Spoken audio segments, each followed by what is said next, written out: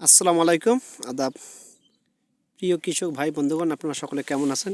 আজকে ধানের চারা এবং ছোট চারা, এটা মনে হয় 15 দিন লাগানো বয়স হয়েছে, অলরেডি অ্যাক্টিভ সার দিয়েছে।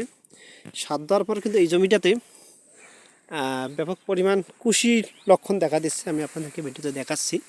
এই সময় কিন্তু একটু পানি কিছুটা সময়ের জন্য শুকনো রাখতে হবে, তা না হলে কুশিগুলো বৃদ্ধি হতে পারবে না। তাই আপনারা এই সময়টা অন্তত পানি শুকিয়ে শুকিয়ে দেওয়া উচিত, তাহলে কিন্তু অধিক কুশিগুলো হবে আমার মনে হচ্ছে, এবং এটাই হওয়া উচিত। তা না হলে পানি যদি টানা 24 ঘন্টায় আপনারা পানি 2-3 ইঞ্চি দিয়ে থাকেন, তাহলে কিন্তু এই যে ধানের চারা এবং কুশিগুলো বাইরে হতে পারবে না। তাই আপনারা একটু এই সময়টা একটু সেচ কম দেবেন। এটা হলো বটেরহাট এলাকা, ভেলাগুড়ি ইউনিয়ন। দেখুন কতশো একর জমিতে শুধু ধান আর ধান। এখানে একটা ধানের একটা কিন্তু বিশাল চাষ আপনারা দেখতে পাচ্ছেন। ধান আমাদের প্রধান ফসল। এই ধান আমরা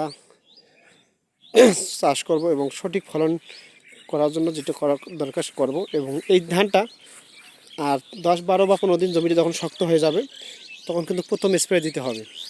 সেটা ভালো মানের কীটনাশক দিয়ে স্প্রে করবেন। আর এই সময়টা যেহেতু ধানটা লেগে গেছে, এই সময়টা কিন্তু পানি শুকিয়ে শুকিয়ে দিবেন, তাহলে অধিক কুশি পাবেন।